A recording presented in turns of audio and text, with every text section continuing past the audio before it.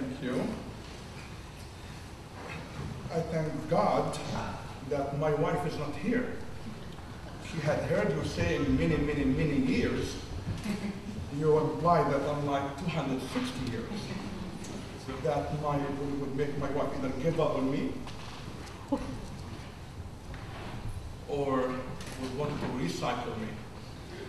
And that wouldn't be good. Ladies and gentlemen, friends and colleagues, let me greet you with the greeting of peace and love, and ask the Almighty One to bless this gathering and make it one that is fruitful, one that brings all of us together to become what I called yesterday, a voice for the voices. In this case, a voice for women. Not that women don't have tongues to present themselves, but because women have been forced out of the field and they need to be brought back. Well, I don't like to be brought back. They need to come back and assume their position in the society and stand next to men. It's a difficult call, especially when we are trying what I call a search for the soul of Islam, or a fight for the soul of Islam. In the last 10 years, there have been so many writings, so many discussions about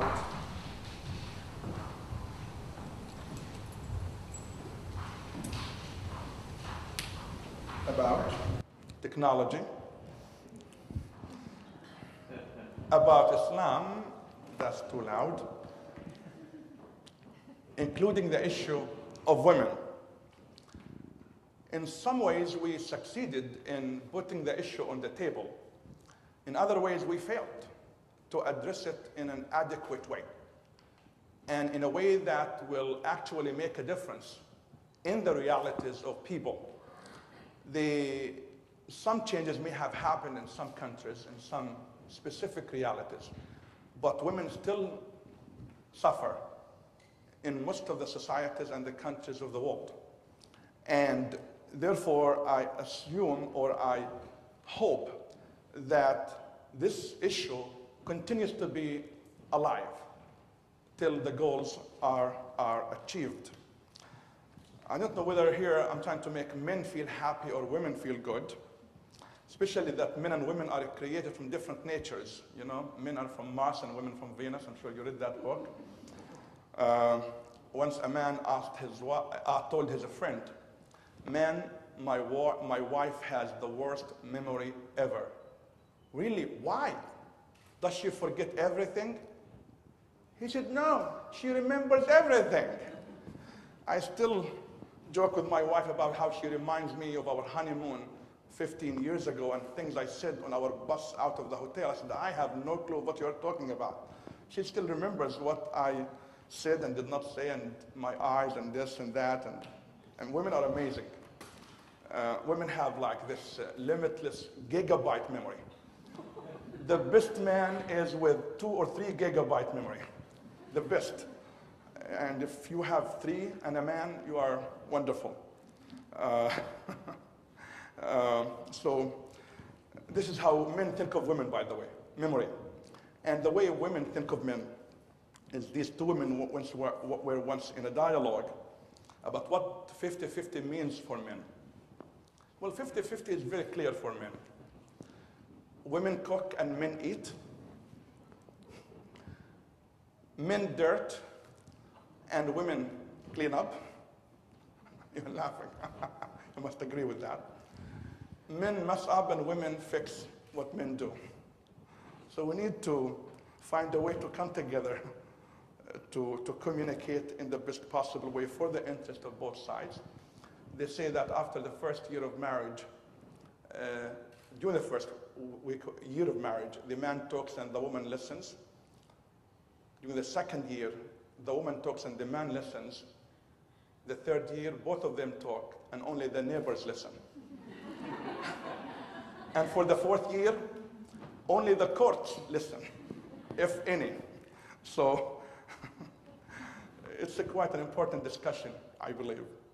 However, I really want to say this because as I was navigating my way through the newspapers, what came to my mind is how blessed this country is, and I mean it, with 3 names, all of which are female names, all of whom these personalities are women.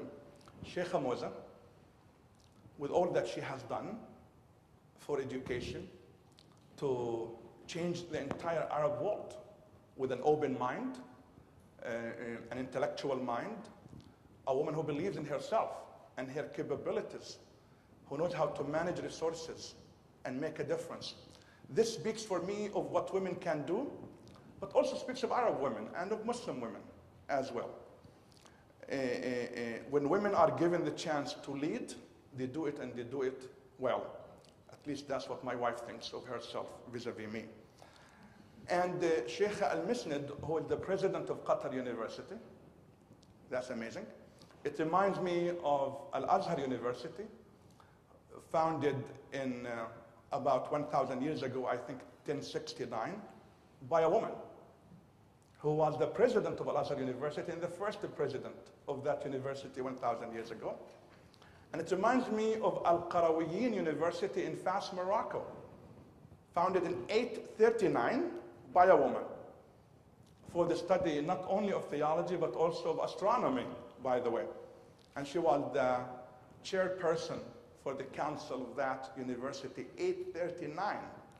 So that reminds me of the 3rd name of a woman in Qatar, and I met her earlier today, Dr. Al-Mannai, the Dean for the Sharia and Islamic Studies Department at Qatar University. So it made me feel good, to say the truth, because I don't see this in so many places I go to.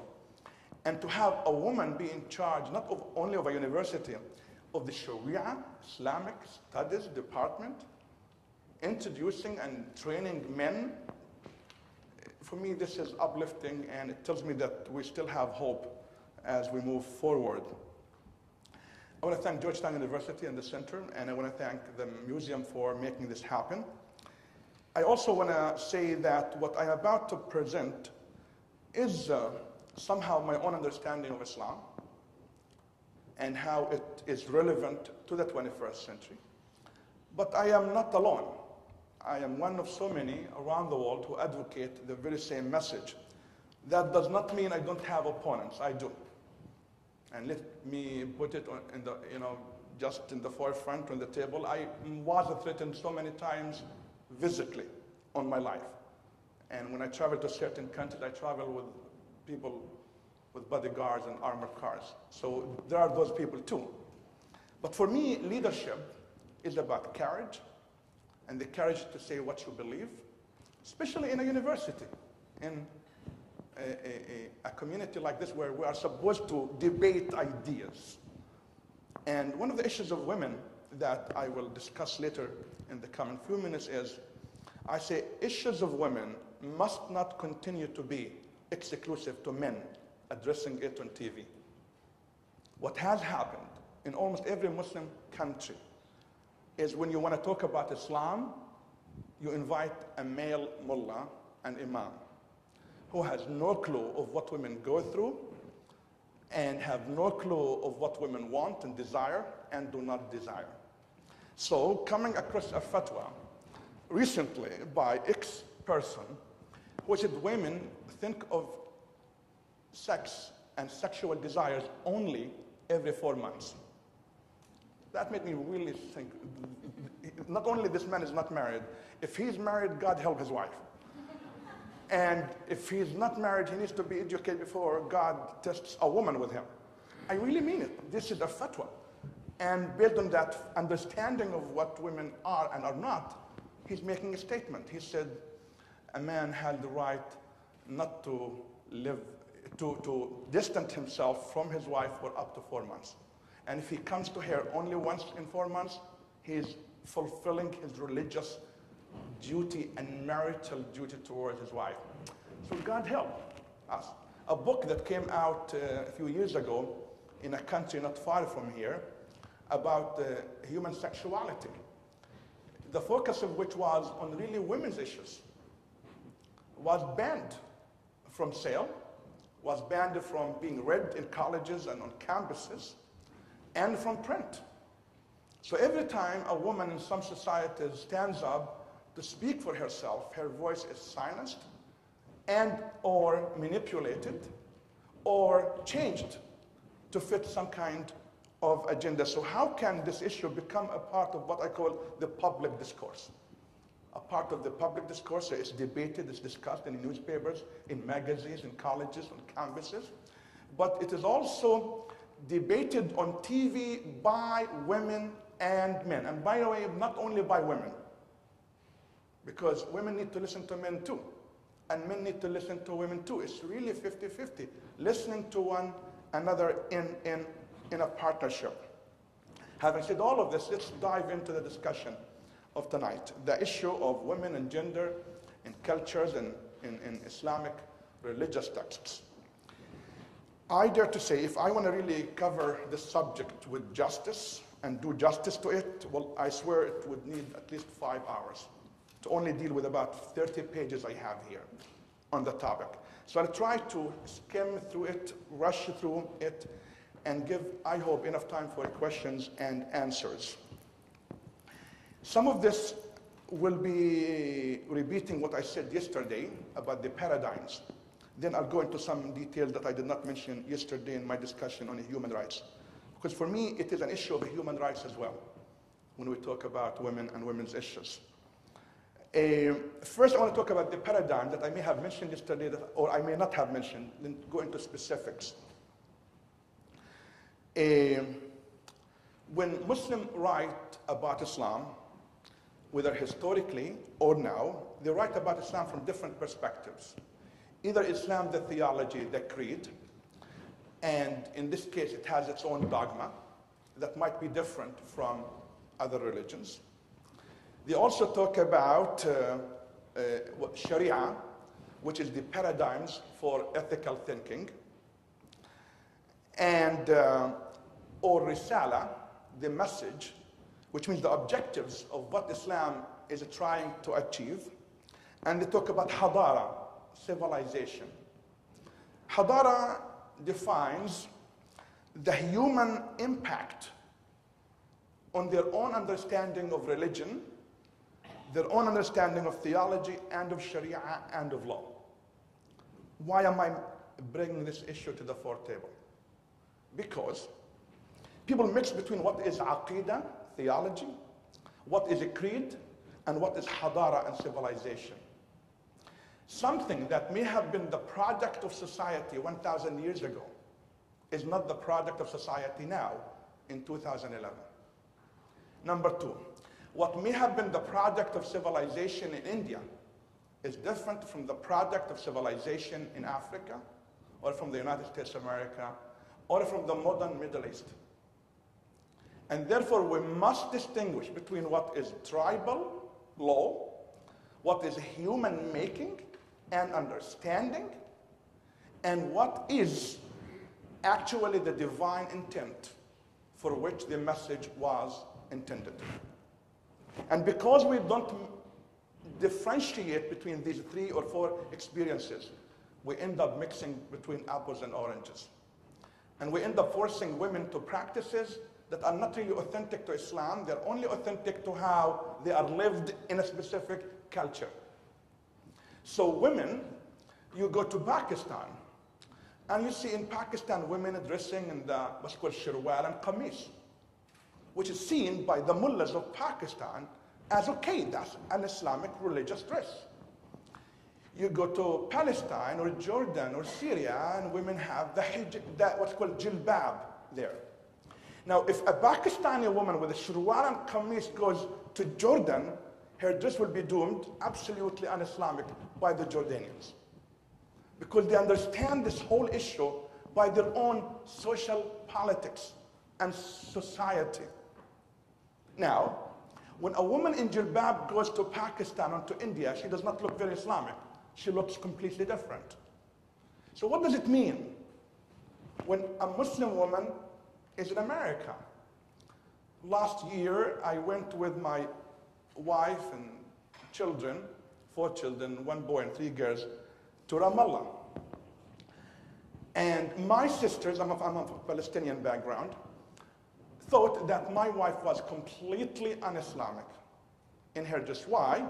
Though my wife wears the scarf, but my wife wears the scarf with a wonderful, colorful shirt and pants. And for my sisters, in the Palestinian context, she was un-Islamically dressed. And for them, in their language, she was naked. And my daughters, Nur Jannah, who's 13, she does not wear the scarf. And for them, we are violating religious law. And I told them, well, hijab is a choice. It's your choice to pray or not to pray. It's your choice to wear or not wear the hijab. And if Nur Jannah does not want to wear hijab, it's her choice not to wear hijab. But for me to force her to act in any way that is not within her own choice, for me, is un-Islamic. Even for those who consider hijab to be mandated. Because in their own mindset, by the way, if they really think critically of it, if it is a matter of worship, every matter of worship has to be done with conviction. For me, it's a simple mathematic issue. For them, it's not. So see where I'm coming from? How issues of women are dealt with differently, from culture to culture to culture. And very often, we who come from America are seen as Americanized, whatever that term means. And we're told, you are outsiders. America changed you. America made you think differently. I said, maybe yes. It made us appreciate Islam more and understand Islam in the right way. Not in a way that is cultural, and not in a way that is tribal. So I want to put that in the forefront. Because before we move farther into discussing specific issues, we need to keep that in mind. Because I believe a lot of the writings on issues of women are shaped by tribes and civilizations and the making of man, the making of the human being, and not really rooted in the Quran or in authentic religious text. I wanted to start there. And I move forward to talking about how Muslims in their attempt to move forward in the 21st century have to have the courage to ask the tough question. The question that may not have even been asked for 1400 years. So, for so many years, it is believed, and it was believed, that men have the right to beat their wives. And a specific verse in the Quran, verse 34 in chapter 4, was used by Muslims to advocate that men have the right to domestically abuse their wives and hit their wives. So when a study comes out recently by someone with the name of Abdul Hamid Abu Sulaiman about the beating of women, declares 1400 years of practice absolutely un-Islamic and contrary to the Quranic text and misreading into specific word, he was called a kafir, unbeliever, infidel. He's not legitimate. Get him out of here. And anyone who thinks his way will become illegitimized. Though when you really read his writing, his paper, it makes sense mentally, intellectually, textually, and emotionally, and legally, and in every way, shape, and form. But people did not want to ask the tough question, are we doing it right? Are we doing it wrong?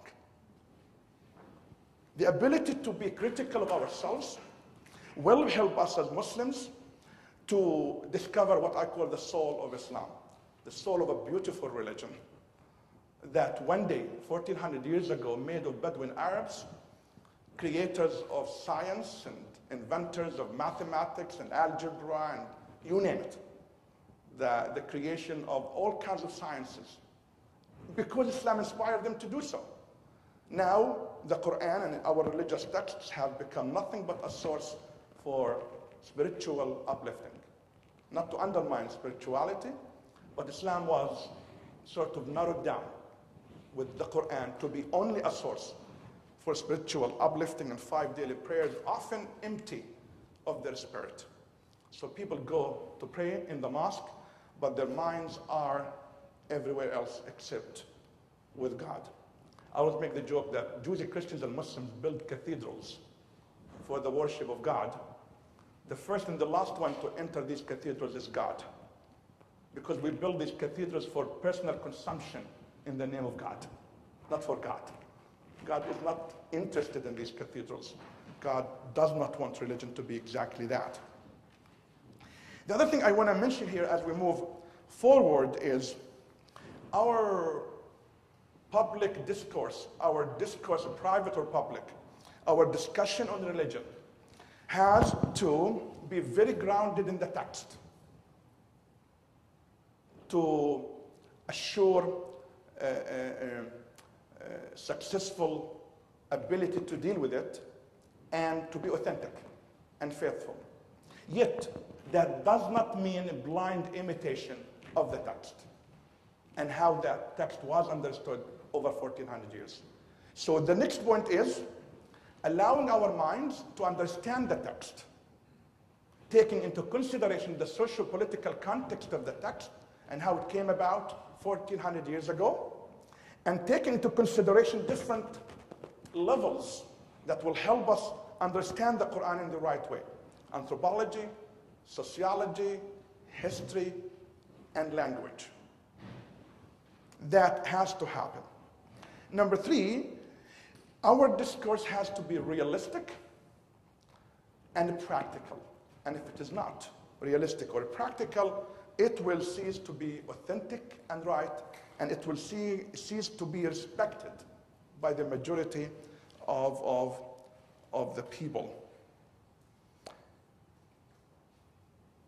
The last thing about this issue is, I have like 13 points, I cut it down to 4 only, is in our discourse on Islam, we shall not marginalize what I call human natural instincts. What do I mean by that? So women who are told they cannot look good is an attempt to say, to overlook the nature of women to want to look good. People who say that the music is haram, is prohibited, are trying to prevent us from acting upon our natural instinct to love, to listen to something that comforts us. And there are so many examples like that. Our understanding that we are dealing with a dry human being without emotions, without nature, is a problem. The way we, in so many cultures, for a man and a woman to walk with his wife arm with arm is doomed to be wrong, shameful, unacceptable. When I think of the Prophet himself walking with his wife almost every night, arm with arm, talking and joking and having fun, because he understood his wife to be a human being who likes to enjoy life. When the Prophet Muhammad himself said, "Rawwihu an-nafsa sa'atan ba'da sa'a," enjoy your souls every other time, like once in a while.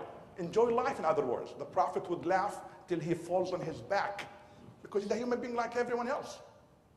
We are told that the Prophet never left his house without kissing his wife, and never came into the house without that kiss too. And I'm not talking about here what type of kiss. I'm not doing that. But the idea that your spouse is a human being, whether a man or a woman, and acting upon that relationship, that love, that nature, is a part of how we should think ethically.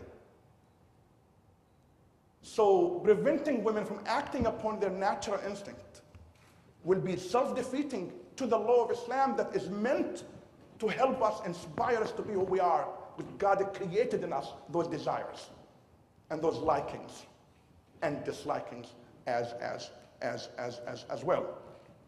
Again, back to if I were, and I did when I walked with my wife in the streets of a village in Palestine, my hand around her waist, people were, you know, exactly, what are you talking about?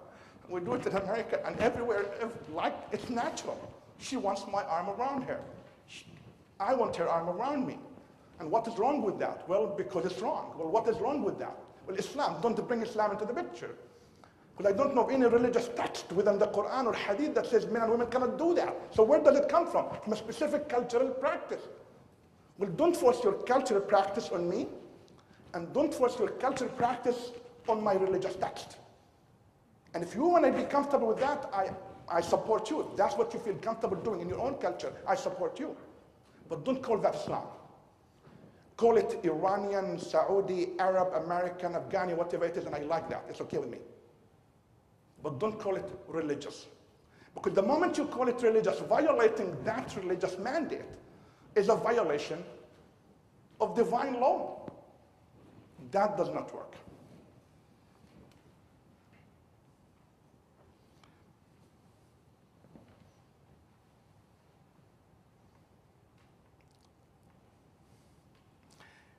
We need to bring to the forefront issues regarding science in order to understand our religious texts. Specific examples. A woman who goes to the court and claims she was raped. Some courts still ask for 4 witnesses. I say, what are you talking about? A man attacked a woman in a car in a parking lot in her home. What do you mean 4 witnesses? No one walks into a house like that with 4 men watching him, or 4 women. Well, okay. But we need to protect men from possibly being attacked in the court by women. You're right. A woman may claim a wrongly claimed case of rape.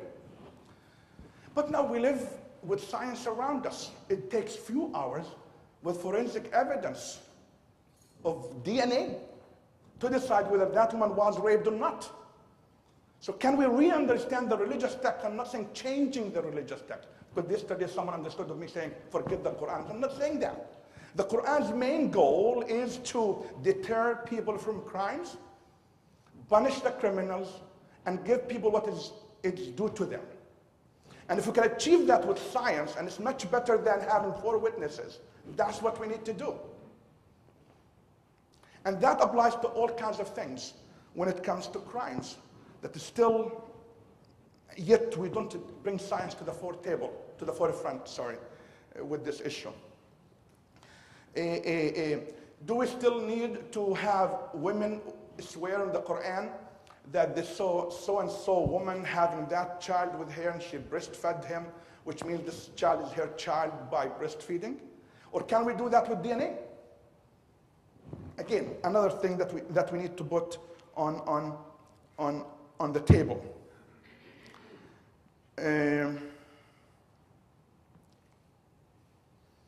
Often, and this area, what my lecture is about, dealing with culture and religious texts. A few years ago, I went to a specific Arab country and went to bookstores that sell books on Islam. And I found 141 books that deal with the issue of hijab and niqab. And I found only 11 that deal with motherhood, and only 3 that deal with social justice and women's rights in Islam. And I felt there is a problem there. What does that mean? Listen to me carefully. I say so many people, including Muslims, major in minor things and minor in major things. It is a major thing, the issue of social justice. We minor in the issue of face cover or not face cover, which is not a major issue for women or for society. So we overlook what is big and we focus on what is small. If a woman or a man are intended to marry one another, for her, if he has a beard, he must be a religious person, let me love him and then marry him. And if she has a hijab, mashallah, she's a religious person, let me marry her. But are these really the ways by which you know whether this man is good for you or not, whether this woman is good for you or not? In our culture, those are sometimes the ways by which we evaluate people's religiosity, that has to change.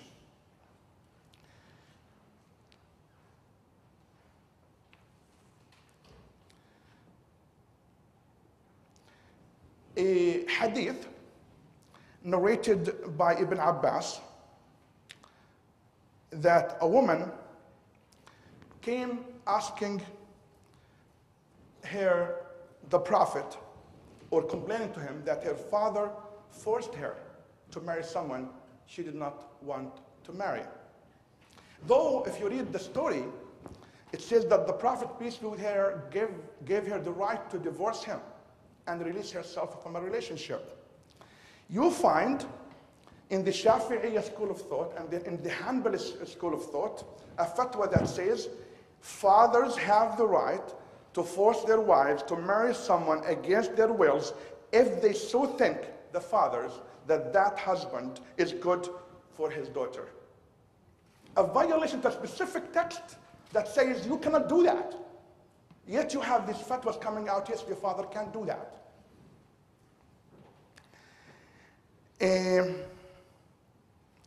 You have some religious texts that say that the wife has to leave her household, and I'm quoting a specific fatwa in a specific school of thought, the moment divorce occurs, which is a violation of a specific ayah in the Quran that says, لا تخرجوهن من بيوتهن.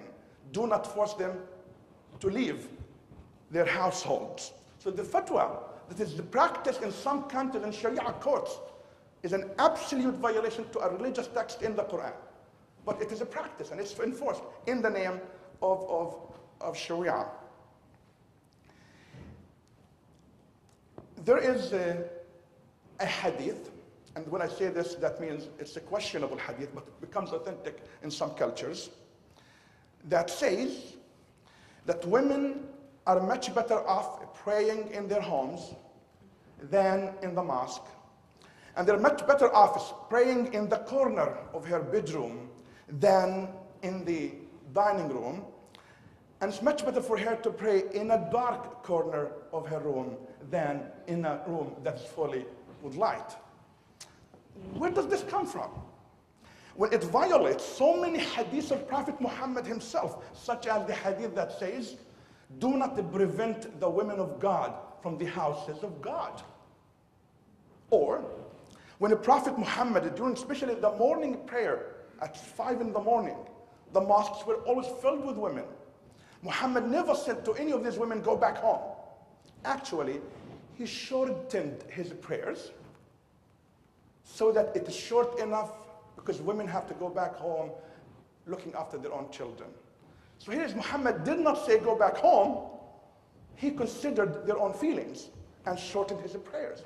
If he wanted women to pray in their corners, he would not have said this to start with. So obviously there is a violation of how the text is actually understood. I mentioned earlier the idea about intimacy of this fatwa of 4 months, while in the same fatwa it says, a husband, I'm translating the Arabic fatwa, a husband has the wife to force his wife to have sex with him on daily basis.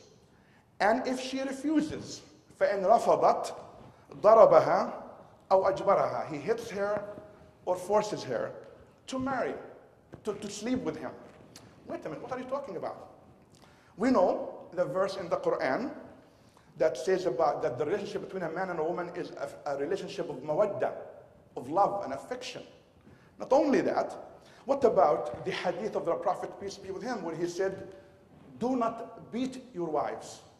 He who honors his wife is a man of good nature, and he who humiliates his wife is a man of bad nature. So where does this fatwa come from? A fatwa that is a practice in Sharia courts. And recently I came across a booklet that discussed the specific fatwas in specific Sharia courts in specific Arab countries where women even cannot go to court for these types of cases. She's told by the judge, go home, ask God to give you patience. Interesting. Patience does not help me in any way, shape, and form in that regard. Women cannot marry on their own. Imam Abu Hanifa has a wonderful fatwa about that. He says, in Islam, the marriage contract, what is called in Arabic, in some cultures, nikah, the marriage contract is a contract between a man and a woman. And it's understood, and with consensus in Islamic schools of thought, that women have the right to sell and buy whatever they want, if it is their own property. So Imam Abu Hanifa says this: if a woman has the right to sign on her a property selling and buying, why doesn't she have the right to sign on her own marriage contract if it is actually a contract in a legal sense? And therefore Imam Abu Hanifa says, yes, women have the right to marry themselves. Interesting. That does not mean a woman does not sit with her father and her mother and ask for their advice. That's advisable, that's good, that's wonderful. But legally speaking, when it comes to the court, a woman, according to Abu Hanifa, has the right to do that. The hadith, the ayah, الرجال قوامون على النساء, that men are responsible for women, the best translation of which is that. It translated in some legal texts within the Muslim society to mean women have no right to assume public responsibility, not even to become judges in some cultures, or to become presidents of states. And some Muslims refer to hadith, خَابَ قَوْمًا وَلَّوْ أَمْرَهُمْ إِمْرَأً, a nation that has given their leadership to a woman will indeed fail. Now, what is the hadith referring to? And what does the ayah refer really to? The hadith, for those who studied the hadith, refers to a specific woman who was the leader of the Persian Empire at the time of Muhammad, where Muhammad was referring to a woman who just assumed responsibility with absolutely no experience in politics and in military affairs. He was referring to that specific woman, to that specific circumstance, that woman will not win the war. The hadith is now generalized to mean, no, women cannot win anything. So the question that Muhammad al-Ghazali asks in his book, As-Sunnah Bayna Ahl al-Fiqh wa Ahl al-Hadith, he says, if we look at or into the history of Victoria, the Queen, if we look into the history of Indira Gandhi and Golda Meir, these are women who led their nations and succeeded in their leadership. What do we say about that? Doesn't that beat that whole discussion on its head? And does it force us to think critically of how we think about women? He also goes farther into addressing the issue of Balqis, the queen of Sheba in the Quran. It's spoken of as a just queen and leader. Imam Muhammad Ghazali says, therefore, if women cannot be leaders and rulers, the Quran would not have spoken positively of women who are leaders. I know the time is running and I still have like 20 pages I did not cover. I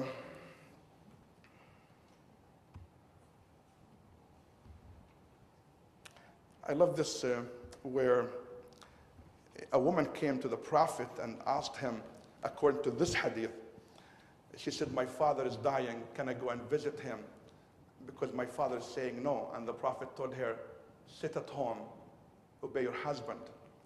Later, the father dies, and the woman says, my father died, can I go and participate in his funeral? And the Prophet says, obey your husband, stay at home. This is mentioned in so many texts, a hadith that has been questioned by so many scholars of hadith. Yet, the fact it's unauthentic, has not devalued it in the eyes of so many scholars of Islam or preachers of Islam. In some religious texts, women shall sit at home and do nothing. And they use the ayah, وَقَرْنَ فِي بُيُوتِكُنَّ وَلَا تَبَرَّجْنَ تَبَرُّجَ الْجَاهِلِيَّةِ الْأُولَى. Stay in your homes and do nothing of that, like the act of the pre-Islamic era. Now, again, Muhammad Ghazali and Ustad Qardawi deals with this in so many ways, where he says this ayah is a specific ayah, a specific verse, addressing the wives of the Prophet and not the general women of the community. But the rule does not even apply to Muslim women in any way, shape, and form. But also Muhammad al-Ghazali brings to the forefront the story of Shifa bint Ubaidillah, who was appointed to be the commissioner of the market. So if the Quran was understood to say women stay at home and do nothing, why is it that we are appointing a woman to be in charge of the market? You know, in modern terminology, what is it? The Secretary of Commerce, the Minister of Commerce and Finance, a woman. In the time of the Prophet and the time of Umar and the time of Abu Bakr. So obviously the verse was not understood in that way. And therefore we need to change and act differently. I'm about to finish. In so many Muslim cultures, women are left without divorce, even when there is a divorce case in the court. Even the Quran speaks against that.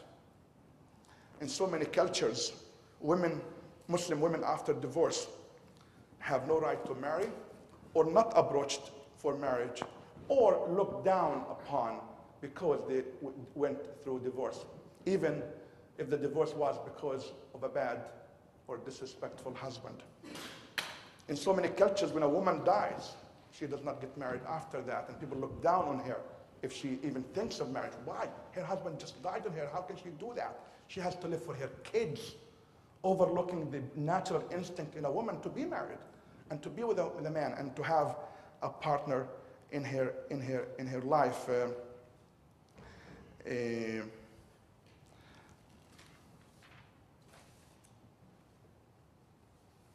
Again, I wish there was enough time to address all the issues I want to address, but I want to really open it for questions and answers. And I'll finish maybe with two things. Number one, I came across this wonderful statement by Imam Ibn Qayyim, the very well-known scholar of Islam. And I said in Arabic, then translate it to English in the best way I know well.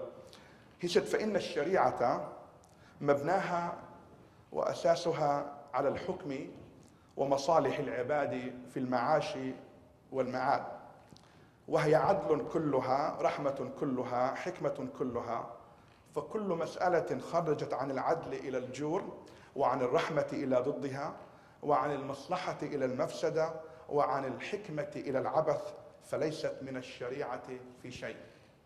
He says, Sharia is built upon foundations filled with wisdom. Foundations that consider the interests of the people as a priority. Foundations that serve justice and justice for all, compassion and mercy for all, wisdom, rules filled with wisdom that serve all people. And therefore, he says, every statement made that does not serve justice, that does not have compassion in mind, and does not look after the interest of people is nothing but a waste, and absolutely not of Sharia. So, to conclude, I would say this. I believe that my faith, the faith of Islam, is a wonderful faith. And this is why I'm a Muslim. I studied Islam, have been for the last 30 years of my life. Don't tell my wife how old I am. And studied all kinds of ideologies and practices. I used to think like some of this stuff some years ago. I took my time to study, to read. I questioned some of my preconceived notions about women and about the text. I allowed the text to teach me. I did not force myself on the text. I sat out watching the text, telling me what the text wants me to do or not do. And what I came out with is what I just told you. That Islam stands for three principles. Three principles I spoke about yesterday. Not four, not five, not one. Three principles. Number one, politics of justice. Number two, economics of equity. Number three, covenant of community. Politics of justice means for any governance to succeed, whether governance at home or in a company and a corporation or in a government, it has to do justice to all of its members. So a household that is not built on justice will not prevail or succeed. A country that does not do justice to all of its citizens, the faithful and the unfaithful, the male and the female, the beloved and the hated, cannot succeed. And that justice includes women. Number two, economics of equity. Islam promotes the idea that every human being all people have equal access to wealth, but also equal access to the ability to grow that wealth through education. And therefore, a society that undermines its members and their ability to education, their ability to access education, and their ability to grow wealth undermines the whole society. And therefore, yes, women have the right to financial stability and independence. And that ability has to be strengthened and empowered legally, morally, socially, and religiously. Number three, covenant of community. Sir, you can come here in the front. Three, covenant of community. We will never be true to God if we are not true to the members of our community. And by community, I mean our fellow human beings. To be true to God, I need to be true to those around me, including women. Of course, if the presentation was about family values, I'll talk about husband too, and children too, and grandparents too. But in my presentation today, I'm talking about women. And therefore, I believe within those three paradigms that Imam Ibn Qayyim spoke about, that Imam Al-Izz ibn Abd al-Salam spoke about, that Imam Muhammad Rashid Rida spoke about, that Malik bin Nabi spoke about, that Sheikh Qardawi and Muhammad Ghazali spoke about, we need to stand up and become a voice for women. This is sort of my summary of my understanding of how women are treated in the text, in the Quran and Hadith, but also in the society, and the way to move forward.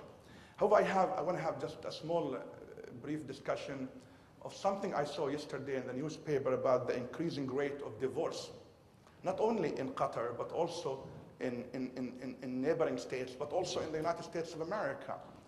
And I believe that is an issue that has to be dealt with by governments, policies, academics, but also religious voice has to be there. Because religion may have not contributed enough as a solution, or may have added to the problem. So when a religion is understood to say to a man, you can beat up your wife, and a wife asks for divorce, what do you expect? You expect a wife to have a broken rib and tortured head and stay in a marriage? We need to talk about it. We need to address it. And therefore, I conclude by this. I do travel around the world, actually, to speak about what I call the 5 foundations for a happy marriage. That I hope someone here could write about, talk about, and spell out, because we need to reduce this dangerous amount of divorce, whether in Qatar or the Arab world, the Muslim world, or around the world. And those 5 foundations are derived from the Quran or Hadith or Islamic religious texts. Number 1, unconditional love and affection. Number 2, understanding. Number 3, communication. Number 4, forgiveness. And number 5, trust. You don't marry someone you do not internally love unconditionally, And when you love someone, you understand them from within, not from without. When you understand someone, you know how to communicate with them. When you communicate with them, you know how to forgive them. And the essence of all relations, any type of relationship, is trust. When you have a trust, you have a good marriage. You have a good, healthy marriage, and a good, healthy relationship between the man and the woman, where no one undermines anyone's authority and anyone's right to be a part of that relationship. Thank you.